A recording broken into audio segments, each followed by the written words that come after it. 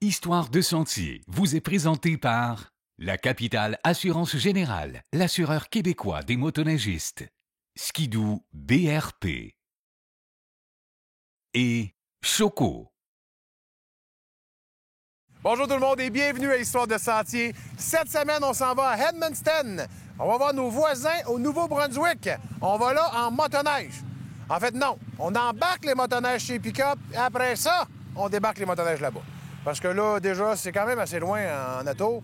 En motoneige, ouïouïouï, hein? Ça prendrait un mois de vacances pour y aller. J'ai pas de ligne directe, c'est ça le problème. Checkez bien ça, vous allez capoter. Ils sont vraiment bien organisés.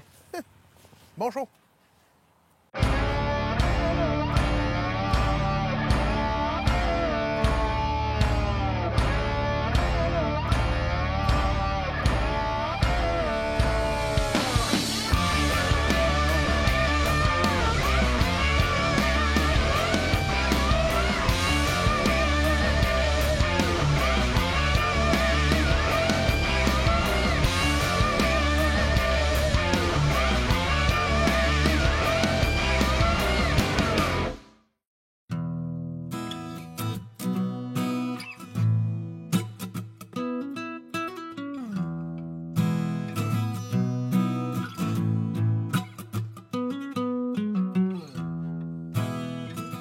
On a eu la chance de venir cet été au Nouveau-Brunswick pour faire du VTT. Et là, on ne pouvait pas passer l'occasion de se faire réinviter ici pour la motoneige. Donc, on s'en vient faire une petite excursion de motoneige de 2-3 jours dans le nord du Nouveau-Brunswick.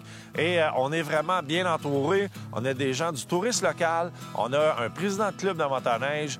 On a un propriétaire d'un lodge qui est très important dans la région. Donc, on va passer vraiment un très beau séjour.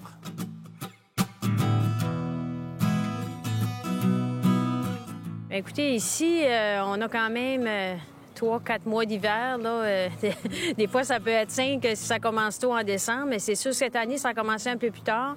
Mais ça a des retombées économiques importantes, l'hiver ici.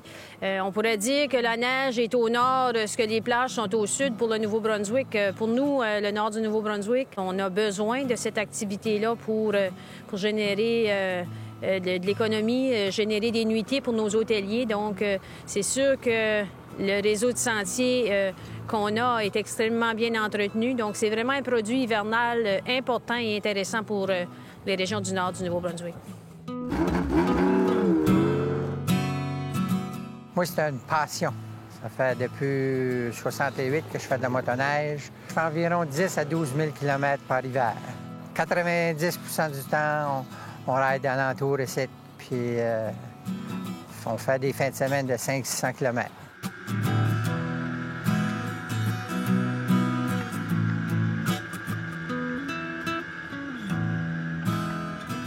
Au Nouveau-Brunswick, le tourisme est très, très important.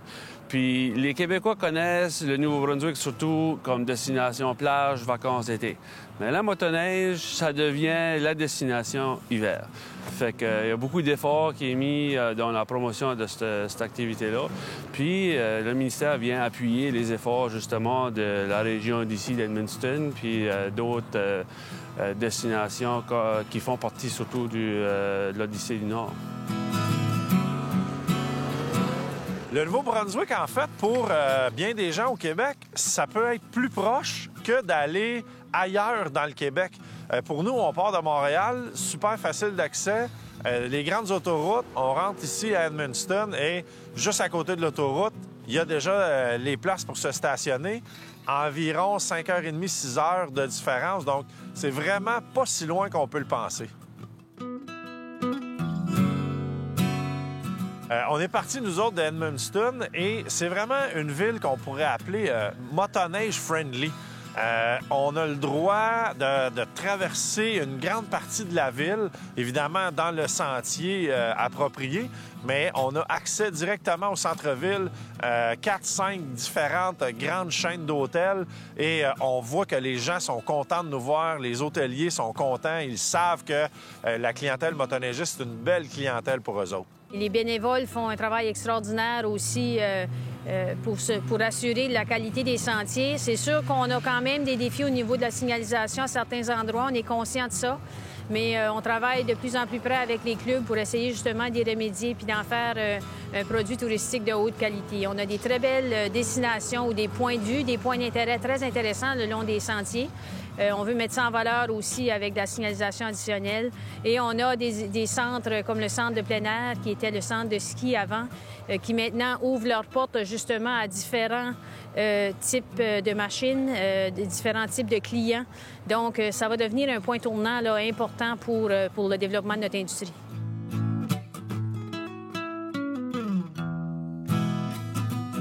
Écoute, on est une petite communauté, ça fait qu'on essaie de rentabiliser notre centre de ski. Ça fait qu'en allant chercher les motoneigistes, les VTT, ça va être bon pour tous les départements, puis le bar, cafétéria. Le sentier est à quoi? 1 minute d'ici, là. Ça fait que on est direct centralisé à bonne place.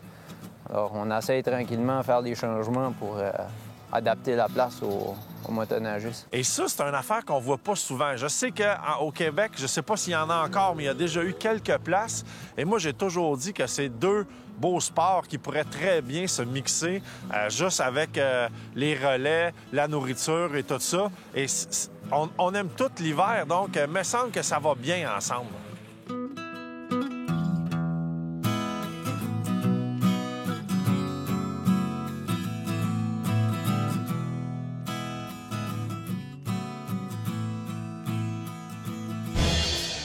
On adore ça, avoir des nouvelles de vous autres sur notre page Facebook et des photos de vos randonnées, de vos trips. Et là, il y a Jason Armstrong qui, lui, il a pris une photo, mais c'est pas Jason Armstrong qui est sur la motoneige. Je pense que c'est Marie-Claude, sa blonde. Marie-Claude, c'est Michael Robinson. Puis ils viennent de Kentley, c'est aux États-Unis. Fait que vu que c'est aux États, je vais parler en anglais. Guys, there is very good rose in your motoneige. Beautiful photo. Hey, mon anglais s'améliore, hein, Ken? Colin.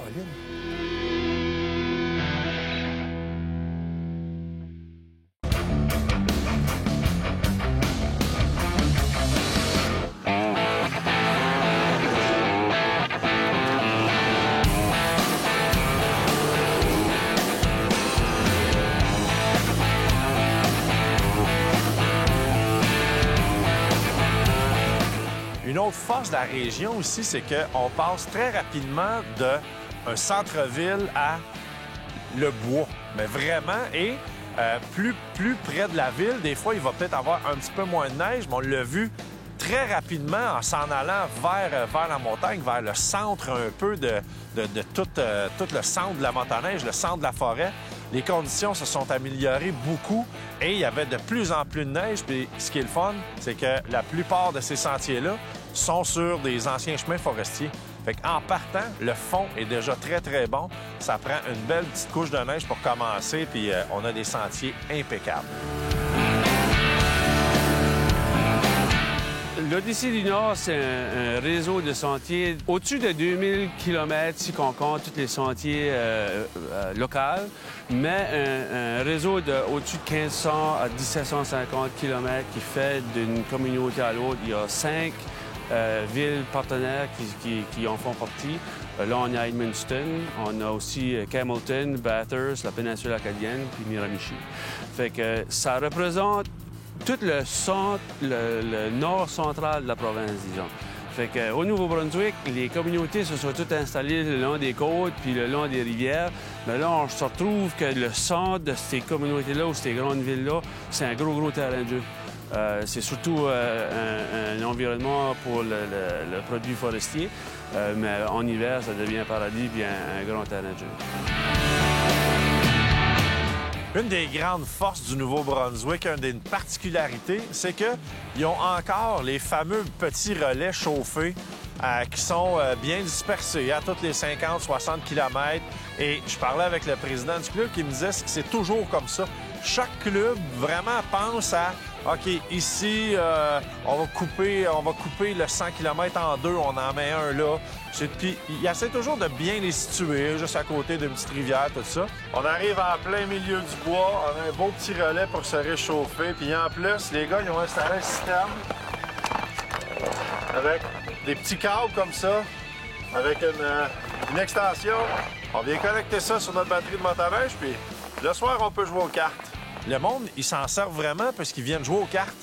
Moi, je pensais que c'était pas vraiment vrai, mais plus tard, on a rencontré des gens, puis je leur ai demandé. Puis eux autres, c'est leur trip, c'est motoneige, jouer aux cartes. C'est effectivement ça. Le soir, ils partent, ils s'en vont à ce relais-là, ils s'allument la lumière, ils vont jouer aux cartes à 1 heure ou 2, ils sont réchauffés, ils remettent leur casque, ils repartent, ils vont aller dans un autre relais, ils vont finir la randonnée vers la maison. C'est un petit cachet assez particulier, mais surtout très plaisant.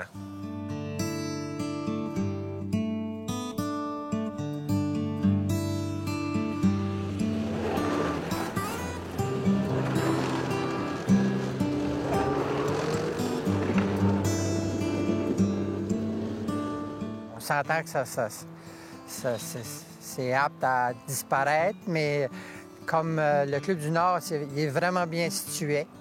Il est comme à peu près à 20 minutes de la ville d'Edmundston. Puis il est d'un centre que les relais, tout se relient là. Ça fait que c'est une belle place. Comme souvent, nous autres, quand on décolle à plusieurs amis, c'est un point de rencontre. Puis de là, on prend un café, puis on décolle. Fait que tu peux déjeuner au relais du Club du Nord, puis tu peux dîner, puis la fin de semaine, tu peux souper.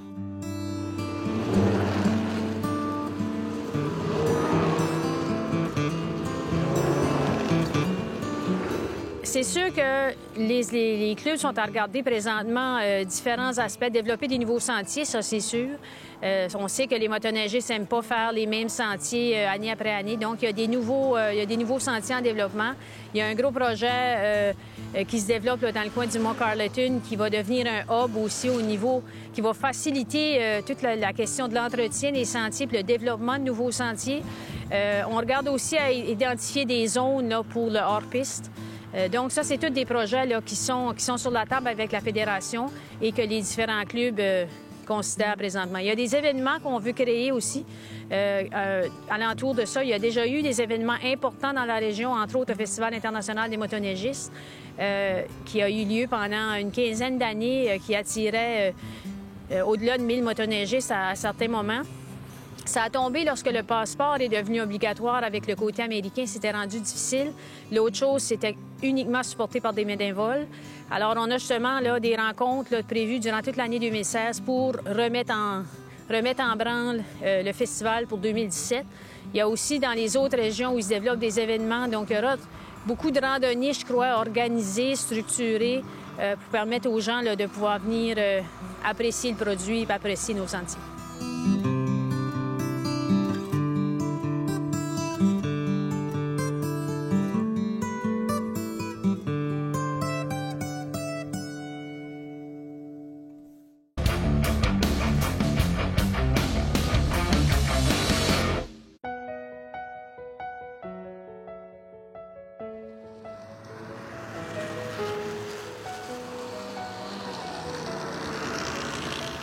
On fait beaucoup de promotions dans le marché du Québec. On a beaucoup de gens de la Nouvelle-Écosse également.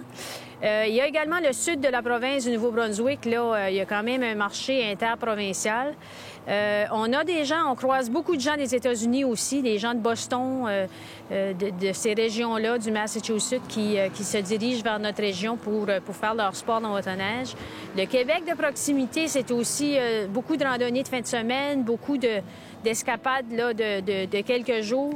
On fait aussi partie, Edmundston fait aussi partie de la promotion de l'Odyssée du Nord qui inclut 4 autres villes et régions au nord du Nouveau-Brunswick. Donc, vraiment, on leur propose des itinéraires, plusieurs kilomètres de sentiers. On parle au-delà de 2000 kilomètres de sentiers dans le nord du Nouveau-Brunswick qui sont interconnectés avec des vues aussi différentes les unes que les autres et des points d'intérêt aussi.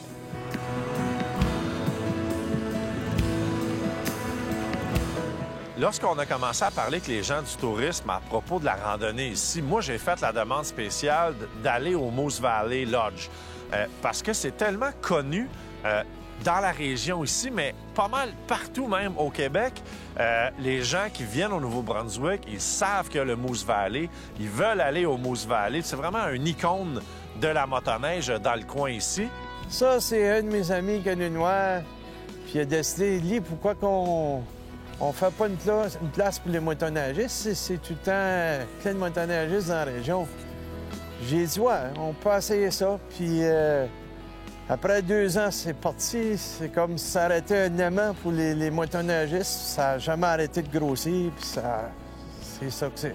C'est une idée de main qu'on a eue, puis aujourd'hui, c'est parti. Premièrement, c'est une destination qui est connue des motoneigistes, qui est connue des gens de VTT également.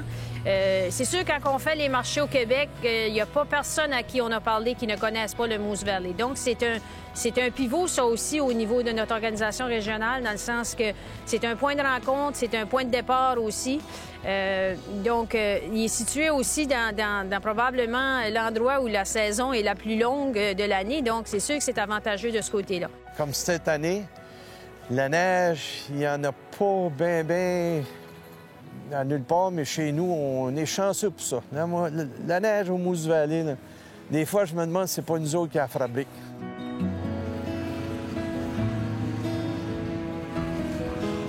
Ça sent la motoneige, on est bien accueillis, on le sait que ces gens-là, ils sont là pour nous autres.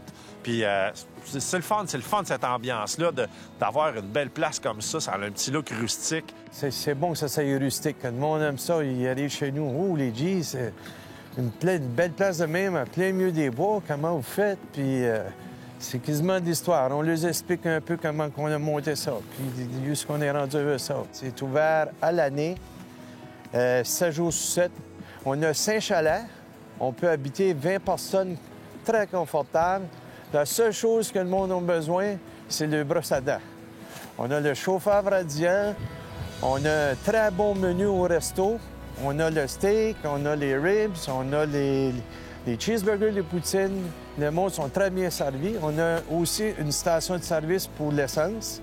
Ça fait que vous avez toutes les commodités. On a le Wi-Fi. Pour la région qu'on est, plein milieu du bois, vous avez toutes les commodités possibles pour vous accueillir. Le motoneigiste, je pense, recherche de la diversité au niveau de l'hébergement, au niveau de la restauration, des accès faciles, des endroits sécuritaires pour stationner nos machines. Et je crois qu'avec des partenaires comme le Moose Valley, les hôtels, nos restaurateurs, on essaie de les conscientiser de plus en plus à cet aspect-là, justement, pour offrir le produit que le motoneigiste a besoin et qu'il recherche. C'est le fun et c'est l'endroit vraiment parfait pour les motoneigistes.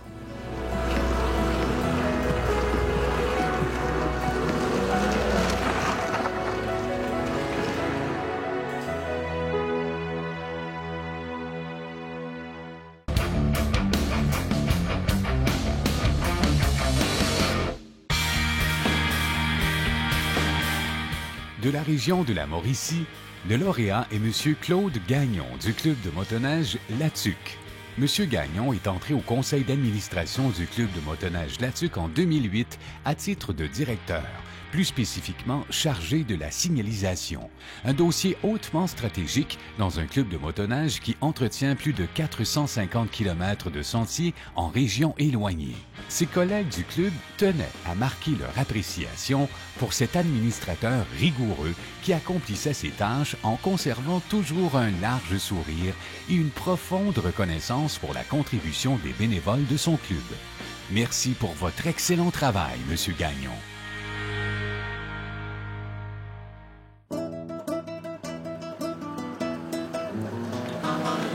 Alors, l'Odyssée du Nord, c'est un partenariat qui a d'ailleurs 15 ans cette année, qui regroupe 4 villes, dont Edmundston, Campbellton, Bathurst, Miramichi, et se rajoute cette année la péninsule acadienne. Donc, on est vraiment 7 partenaires qui travaillent ensemble pour proposer un itinéraire de 1500 km, d'un peu plus de 1500 km, parce qu'avec l'ajout de la péninsule acadienne, c'est un circuit de 1700 km environ. Donc, qui vous permet là, de vraiment accéder à toutes ces villes-là, de longer la côte, de voir vraiment des paysages différents. On a 17 partenaires hôteliers cette année qui se sont associés au partenariat de l'Odyssée du Nord, province du Nouveau-Brunswick également. Alors, on a produit des outils, c'est une promotion, mais ce qu'on propose vraiment, c'est un itinéraire de 5, 6, 7 jours dans ce secteur-là, où on peut garantir la qualité des pistes à partir de la mi-janvier jusqu'à certains endroits jusqu'à la fin avril. Tous les sentiers au Nouveau-Brunswick sont gérés par des clubs de motoneige à travers la Fédération des clubs de motoneige. Fait que c'est tous des bénévoles que, comme qu'on voit au Québec aussi, qu'on félicite puis qu'on reconnaît le temps, l'effort, l'énergie que ces gens-là peuvent investir dans ce sport-là puis nous permettre de vivre ces belles expériences-là. On veut vraiment s'entraider parce que nous autres, comme on est à une certaine extrémité des sentiers, le club Asino, eux autres, sont à l'entrée du Québec pour la région d'Edmundston. Puis tu as le club du Nord qui est comme dans le milieu. Fait qu'on s'entraide parce qu'un peut pas aller sans l'autre. Vous pouvez faire là, 2000 km de sentiers dans tout le nord du Nouveau-Brunswick. Vous allez être accueillis en français. Et si vous avez besoin d'être servi en anglais, on va le faire aussi. La majorité de ce secteur-là est très bilingue. Je dirais que la majorité du Nouveau-Brunswick aussi vont tenter de vous servir dans la langue de votre choix. Mais si vous prenez toute l'Odyssée du Nord, ce sont tous des gens francophones qui vont être heureux d'accueillir les Québécois ou les Français de France dans la langue de leur choix. Là. Bien, je veux dire, on vit au Canada. On a l'hiver. C'est aussi bien de trouver une activité ou un sport qu'on aime pour essayer d'en profiter. Puis la motoneige, ça se prête super bien à ça. Moi, ce que j'aime personnellement de faire de la motoneige, c'est les endroits puis la nature que la motoneige peut te permettre à t'emporter. C'est des régions où on n'a pas accès normalement. C'est toujours le fun de rouler dans son petit patelin, la place où on est habitué. Mais c'est le fun, une fois de temps en temps, de sortir, d'aller ailleurs, d'aller voir autre chose. Puis ici, on est juste à côté du Québec. Très facile d'accès. On est à 10 minutes de la frontière du Québec. Et c'est ça. On arrive ici, puis ils ont toujours la même passion. La passion de la motoneige, la passion d'être dehors. Puis ça, c'est une passion qu'on ressent partout ici, dans le nord de la province. Les gens du Québec connaissent un peu le Nouveau-Brunswick. Connaissent l'Acadie, connaissent les plages, mais c'est toute cette chaleur-là. Même si c'est l'hiver, la chaleur est là, puis les gens vont bien se trouver. Vraiment, là, ici, c'est une belle communauté. Il faut que vous venez voir ça au moins une fois dans votre vie de motoneigiste. Ça vaut la peine. Profitez des 75 ans de la capitale en participant à leur tout nouveau concours et courez la chance d'être l'un des 8 gagnants d'un de ces magnifiques prix offerts par Yamaha. Participez en visitant le rds.ca/HDS.